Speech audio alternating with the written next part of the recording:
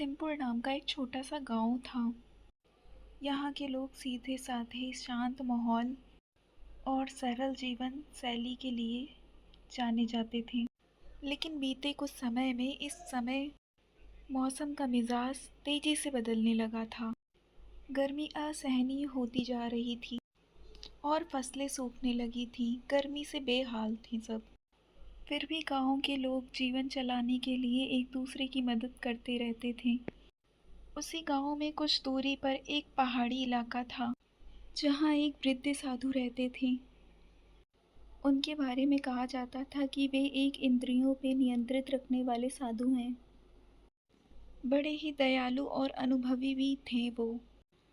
कुछ लोगों ने साधु और उन्हें कुछ लोगों ने फकीर भी समझा, लेकिन असल में वे एक व्यक्ति ही थे। उनका नाम महात्मा शिवानंद था, जो वर्षों से तपस्या कर रहे थे। वे अपनी दिव्य जल से पहाड़ की उग्र जलवायु को सहन कर लेते थे। किंतु इस बार मौसम इतना विकराल रूप ले चुका था कि उनकी सहन शक्ति भी चूकने लगी थी। वे बोलने लगे, हे प्रभु, ये कैसी अग्नि परीक्षा है। मेरे शरीर की समस्त शक्ति मानो सोख सी गई है। इस भीषण गर्मी में मैंने सदा उपवास और साधना को ही अपना जीवन बना लिया, पर अब शरीर जवाब दे रहा है। गर्मी से साधु महाराज की हालत खराब होने लगी थी। गुफा के बाहरी हिस्से में सूरज की रोशनी इतनी तीव्र थी कि अगर कोई बाहर खड़ा होता तो कुछ ही देर में पसीने से लथपथ हो जाता। ऐसे में साधु बाबा ने सोच लिया कि उन्हें किसी भी तरह गांव जाके सहायता लेना ही पड़ेगा। सुबह का समय था और धूप इतनी तेज लगती थी मानो दोपहर हो गई है। साधु शिवानंद अपने शरीर को संभालते हुए धीरे धीरे पहाड़ से उतर रहे थे। उनकी चाल डगमग हो रही थी। कंठ सूख चुका था, पर मन में अभी भी उम्मीद थी कि गांव के लोग उनकी सहायता जरूर करेंगे। कुछ दूर चलते चलते रास्ते में उन्हें एक चरवाहा मिलता है, जो अपनी भेड़ियों को पहाड़ पे चराने ले जा रहा था। चरवाहा बोला साधु से, अरे बाबा जी, आप इतनी भीषण गर्मी में कहाँ निकल के जा रहे हैं? आपकी तबीयत तो ठीक है ना? साधु ने बोला, हे बेटा, मुझे कुछ पानी की आवश्यकता है। क्या मुझे पानी मिल सकता है? चरवाहा कुछ समय सोचने के बाद वो पानी साधु को दे देता है। साधु को थोड़ी राहत मिलती है। उन्हें इस चरवाहे में उम्मीद की किरण दिखती है। साधु उसे आशीर्वाद दे करके आगे बढ़ जाते हैं। जब साधु गांव के पास पहुंचते हैं तो देखते हैं कि गांव के पास एक ही कुआं था, जो अब लगभग सूख सा गया था। गांव के लोग दिन भर उसका पानी निकाल कर अपने अपने काम में लगा लेते थे। साधु शिवानंद जब गांव में दाखिल हुए तो सबसे पहले उनको तेज धूप ने इतना तप दिया कि उनके गर्दन पर चमकती पसीने की बूंदें झलक आई। वे देखते हैं कि अधिकतर मकान मिट्टी के बने हुए थे। कुछ बैल बेचैन होकर के धड़पड़ा रहे थे गर्मी की वजह से। साधु को कुछ लोग दिखाई देते हैं, जो मिलकर एक सूखे तालाब की तलहटी साफ कर रहे थे और वे बातें कर रहे थे, लगता है ये गर्मी हमारी जान लेकर ही मानेगी। एक तो इतनी गर्मी और ऊपर से गर्म हवा शरीर को जला दे रही है।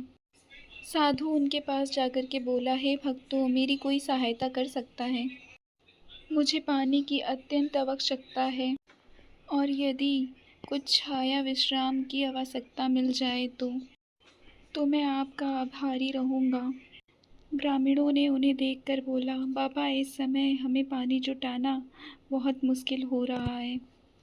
हम खुद यहाँ सूखे तालाब की सफाई कर रहे हैं ताकि बरसात आए तो पानी संग्रहित कर सकें। ऐसा नहीं है कि हमारे पास कोई भंडार है जिसे हम लुटा दें। साधु ने बोला, मैं समझ सकता हूँ बेटा, पर मेरी दशा बहुत दयनीय है। मैं पहाड़ से नीचे आया हूँ, गुफा में रहता था। अब इस अत्यधिक गर्मी के बाद मेरा शरीर साथ नहीं दे रहा। सिर्फ कुछ घूंट पानी और विश्राम दे दो। साधु महाराज को इतना कहने पर भी कोई उनको एक गिलास पानी नहीं दिया। फिर वो आगे बढ़ते हैं। गर्मी से बेहाल मजबूर वे गांव के चौपाल पर जाते हैं, जहां लोग इकट्ठे होकर बैठते हैं। चौपाल के बीच में एक बड़ा वृक्ष था, जिसकी छाया ही कुछ राहत देती थी। साधु उसी छाया की ओर बढ़े, लेकिन वहां पर कुछ लोग पहले से ही बैठे हुए थे और गर्मी से बचने की कोशिश कर रहे थे। साधु ने बोला, बच्चों, मुझे कुछ समय इस छाया में बैठने दीजिए और हो सके तो मुझे एक लोटा पानी दे दो। मुझे बहुत जोर की प्यास लगी है। चौपाल पर बैठे हुए व्यक्ति बाबा का मजाक बनाते हुए बोलते हैं, बाबा, पानी की किल्लत सबको है, फिर भी अगर आपको बैठना है तो कोने में बैठ जाइए। कुछ देर बाद गांव का मुखिया वहां आता है। वह एक तगड़ा, ऊंचे कद का व्यक्ति था। चेहरे पर रोबीला भाव और आंखों में कड़ापन। उसका नाम था भगवंत सिंह। वे बोला साधु से, साधु, मैंने सुना है आप गुफा में रहते हैं और गांव में आकर मदद मांग रहे हैं। यह गांव कोई आश्रम नहीं है कि यहाँ पे साधु संतों का पालन पोषण होगा। जिस तरह हम अपने परिश्रम से अपना घर गांव चलाते हैं, उस तरह आपको भी कोई उपाय ढूंढना पड़ेगा। और साधु ने कुछ नहीं बोला। गांव में कई परिवार थे जो पहले कभी मेहमान नवाज माने जाते थे, पर आजकल पानी और भोजन की कमी ने सभी को कठोर बना दिया था। बारिश न होने से फसलें सूख चुकी थीं, कुएं का पानी भी कम हो चुका था और जमीन की पपड़ियां निकलने लग गई थीं और नदियां कहीं दूर सूख चुकी थीं। जीने के लिए लोग दिन रात संघर्ष कर रहे थे। घर के अंदर एक बुजुर्ग महिला अपने पोता को पंखा डुला रही थी। उसका पोता बुखार से लथपथ था। साधु जब घूम घूम कर लोगों से मदद मांग रहे थे, तब उन्हें कई मकानों से क्रूर भाषा का प्रयोग मिला। कुछ जगह पर मना कर दिया गया तो कहीं उन्हें डांट फटकार सुननी पड़ी।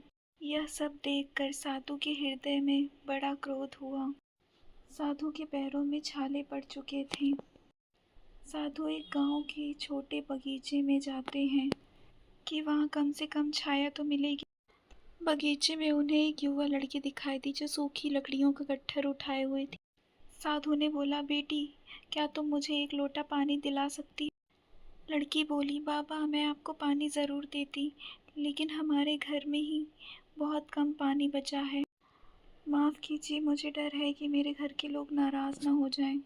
साधु ने बगीचे में बैठकर एक कोने पर प्रार्थना की, हे प्रभु, यदि कोई जरम पर हो तो दया का अंक फूटना चाहिए, किंतु यहाँ तो मानवता ही विलुप्त हो रही है। ऐसा क्यों प्रभु? अगले कुछ दिन साधु के लिए कठिन साबित हुए। उन्हें पर्याप्त भोजन तो दूर, पानी भी नहीं मिला। एक दिन बहुत कड़क धूप थी। तभी साधु बेहोश होकर के गिर पड़े। गांव वाले इकट्ठा हुए, लेकिन उन्हें उस वक्त भी कोई उत्साह या करुणा नहीं थी। मुखिया भगवत सिंह भी पहुंचा और साधु को देखते ही बोला, इन्हें उठा करके छांव में रख दो।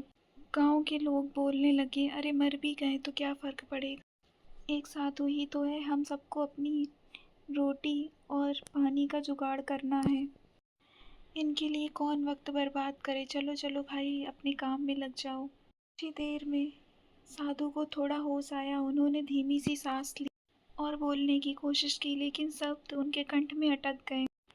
साधु को लगा कि अब उनका अंत समय आ गया है। वे अपनी धीमी आवाज में बोले, हे राम, मैं इनको अपने अंतिम समय में अपनी ओर से क्षमा देना चाहता हूँ, लेकिन मैं इनको श्राप दे रहा हूँ कि इस गांव में इतनी गर्मी पड़े कि ये लोग सहन ना कर पाएं। इतना कहकर साधु ने अपने प्राण त्याग दिए। साधु के मरने के 1-2 दिन बाद ही मौसम ने अपना विकराल रूप दिखाना स्टार्ट किया। सूरज की गर्मी, जो पहले ही असहनीय थी, अब वो और भी सहनीय हो गई। तापमान इतना बढ़ गया कि मिट्टियों में भी दरारें पड़ने लग गईं।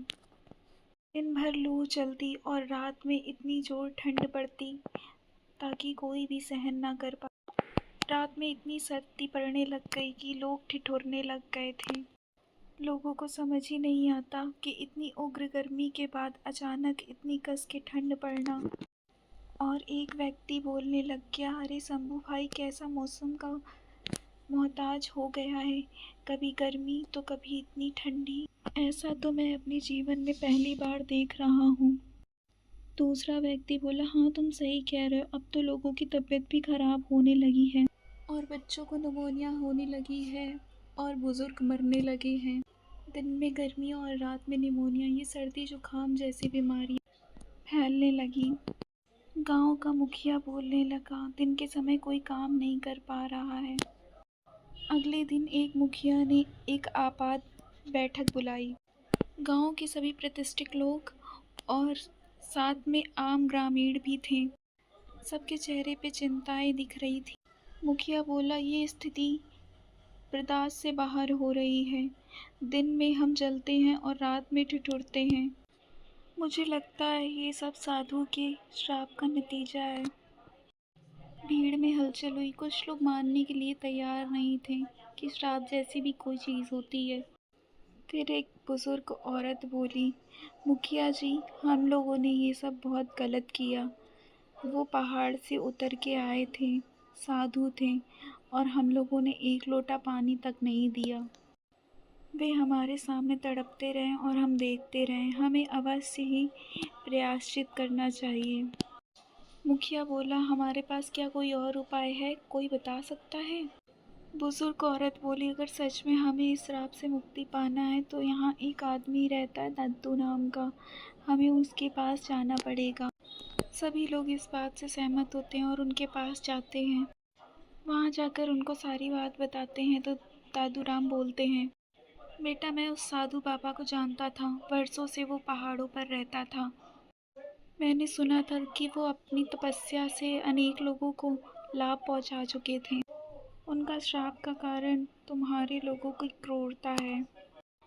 क्रूरता का प्रायश्चित करना चाहते हो तो हमें सबसे पहले उनका शरीर का विधिवत अंतिम संस्कार करना होगा। सुनने में आया है कि वे बगीचे में ही अपने प्राण त्याग दिए थे। लोग उनकी बात से सहमत हुए। मुखिया ने बोला, हाँ यही उचित होगा। लेकिन क्या इससे श्राप समाप्त हो जाएगा?